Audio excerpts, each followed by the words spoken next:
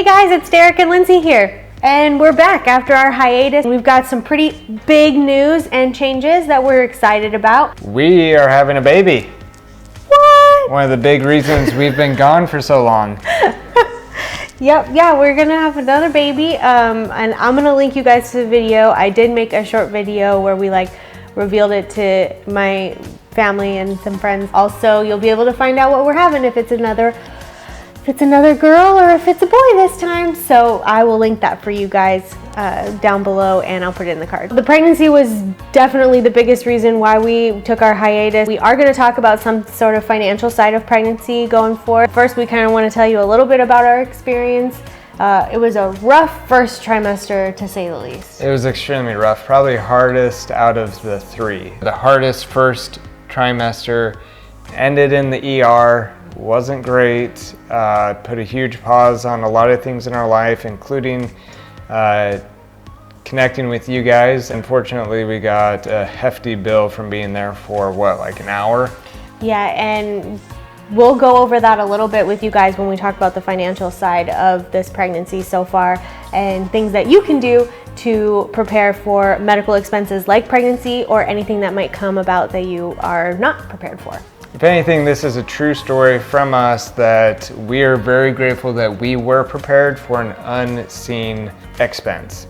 Once I started to feel better and I was able to actually hold down medication to curb the nausea and everything, we did a lot of discussion about where we wanted this channel to go, what we wanted to do with it, and I think we'll do a whole other video where we get into that because we have a really good vision and a lot of goals that we want to accomplish with this channel with your guys' help. So look forward to that video. Jumping right into the financial side of being prepared for a medical expense. In our situation, we'll use the pregnancy because that happened to us. Just to give you an idea, pregnancy in the US, speaking specifically for the US, ranges between $5,000 to $11,000, and that's with insurance. And that's also with no complications and a natural delivery, not needing a C-section or any intervention like that. Right around when I was 8 and 9 weeks pregnant, I got just so sick and dehydrated, couldn't hold down water, couldn't hold down my nausea medications long enough for them to work. Eventually, I ended up in the emergency room for IV fluids and IV meds because I just couldn't hold it down. We were at the last option, right? We were definitely at the last option. She couldn't hold water down, she couldn't hold food down. It had been days, weeks, she was losing weight. We had talked to her doctor, and the ER was the option. Can you guess how much the bill was? Again, we were only in the ER being seen for maybe an hour. It was over $2,000. Talk about being ripped off, right? Talk about being ripped off. Yeah. Talk about broken healthcare. You could talk about a lot of things. With this $2,000 bill that we ended up getting from the ER, we were super fortunate that we had prepared for this, that we prepared to grow our family. We know how expensive pregnancy can get, especially if there's a complication. Luckily, we had our health savings account because without it, we would have either had to pay straight out of our savings or we would have had to budget it monthly and pay it off that way. And that's the reality for a lot of people. We could go on and on and on about insurance, and insurance is actually my area of expertise and not Derek's for once. But we're not going to go deep into that. We have talked about going through a couple of different insurance plans and pointing out some things to you guys. So if you have any questions about insurance or insurance plans, please drop them in the comments because I really want to make sure that you get your questions answered in that video. When talking about tax advantage accounts for health expenses, there's quite a few of them, but we're going to only talk about two of the main ones. The two that we're going to talk about are HSA and FSA, so health savings account and flexible spending account. Before we get into the details of the two accounts, you need to understand three key terms that are common across both of the accounts.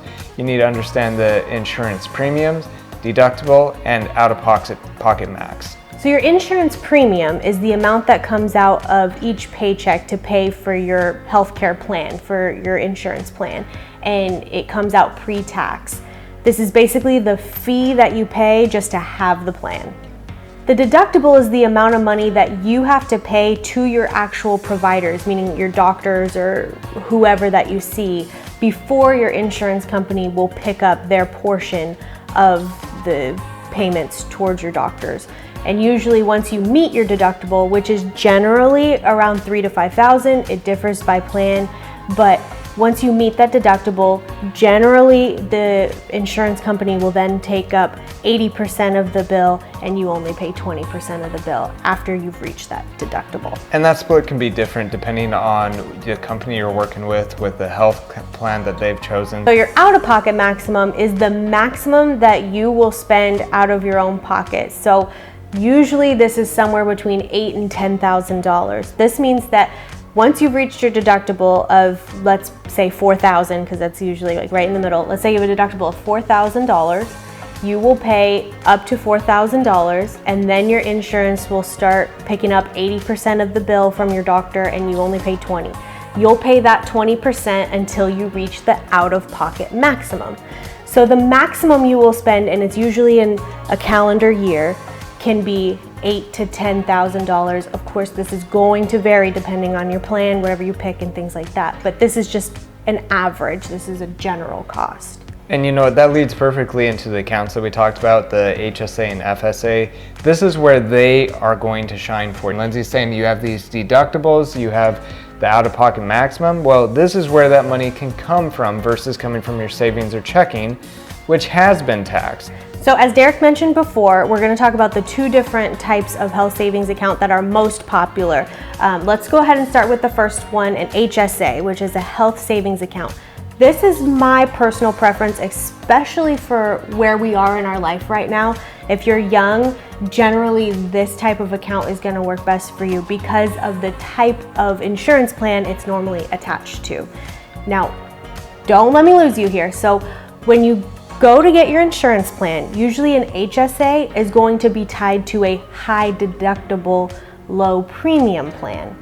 So that means that that premium, that insurance premium that you pay out of each paycheck is going to be lower, but the deductible you have to reach is a bit higher. So for us, we do a lot of routine things because we're young, we're healthy. Our young kids, they get routine stuff, they're healthy. So it makes sense for us to have this health savings account that we can max out or put as much money as we can into in case there ever is a surprise medical expense, because we don't have any planned big medical expenses except for pregnancy. So with a health savings account, you can put away money into this account so that when a big expense does come up, like pregnancy, you have the money there, it's already sitting there ready for you, and you can only use it for medical expenses. Additionally, it's important to realize that depending on who you're having your HSA through, a lot of companies now allow you to be able to invest the extra money that's in the account into actual mutual funds. So for example, the one that we're in, you have to have a certain threshold. It's, I believe, above $3,000. And then anything above that can be invested into a mutual fund. So like Lindsey's saying, if you don't have medical expenses and you're putting away to these, they're a good additional way to invest your money for future things. That leads us into the FSA account, the flexible savings account. This one is different than the HSA, but fits certain lifestyles. I always like to think of an FSA as something that you might want to use if you're a little older. Because with the HSA, you get to keep it. It is your money, you get to keep it even year over year. It never expires. You can invest it, like Derek said, and you can even if you switch employers or anything like that, that money is yours. It goes with you, it's yours. An FSA, on the other hand, is a use it or lose it type of account. So what's that mean? It means that you can put money away into this account for that year. If you don't use the money for medical expenses by the end of the year, so let's say I put in $5,000. I was thinking I would have a medical expense. I had an FSA. What happens at the end of the next year? Usually like what, into March of the next year? Or yeah, is it they the give you calendar year? It's usually a calendar year. I think some plans They do give a cushion to use it, but you want to use it because that's money you put in there. Took it out of your paycheck and basically it was pre-tax, it's still pre-tax, but you will lose it. Basically, it's gone after a certain amount of time. And that may not sound very sexy. It doesn't sound super sexy to us because we are young in our lifestyle.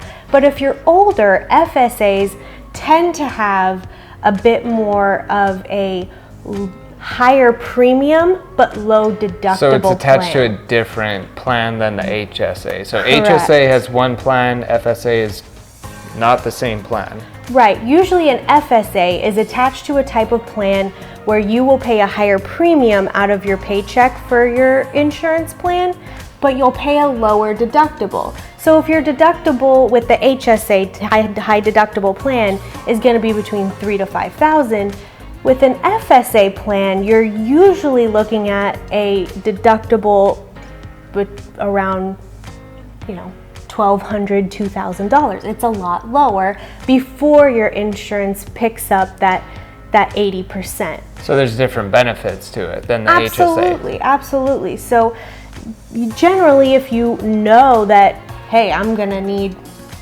some sort of a medical thing, or I'm older, I'm likely to have more medical expenses, or I have a condition, I know I'm gonna have these medical expenses, and a higher premium but low deductible plan might sound a little bit more sexy to you because you know you're going to use that money you put away in your FSA for those expenses, or you know you're going to reach that deductible every year. So it might sound a little bit better to you to say, well, I'll just use this plan, pay a little bit of a higher premium, and pay thousands less in the deductible. So that's interesting. So like maybe one year you do one plan and the next year you switch it, so you don't have to stay with the same plan the entire time you're with the company. Correct. I mean, every single year you'll get to fill out your insurance plan, and we can So go at on that and time on you about could that. change it if you're like, hey, this year I'm going to have these medical expenses that I can plan for, and maybe it makes sense that one year to get a cheaper plan, or the plan that fits your year. Correct. I mean, and of course, medical expenses a lot of times are unpredictable, which can be difficult. Tell us what you guys think down in the comments. Do you agree with my assessment? Do you agree with the HSA versus the FSA plan? Please tell us down in the comments your thoughts or any questions that you have. We'd love to answer them, or at least point you in the right direction. And thank you so much for joining us. Thanks for being with us on our channel. We have a lot of new people that have subscribed recently. So thank you so much. And if you're new to the channel, make sure to keep up with us by also subscribing if you haven't already. Help us out with the YouTube algorithm by smashing that like button. And we do read every single comment, like Lindsey was saying. If you have a comment or a different account that we haven't covered, leave it down below so that we can follow up with you. Thanks, guys. Wish us luck. Wish us luck on the baby. Hopefully this week. It might be this week. You get We'll a do a follow-up. pregnancy and a birth announcement.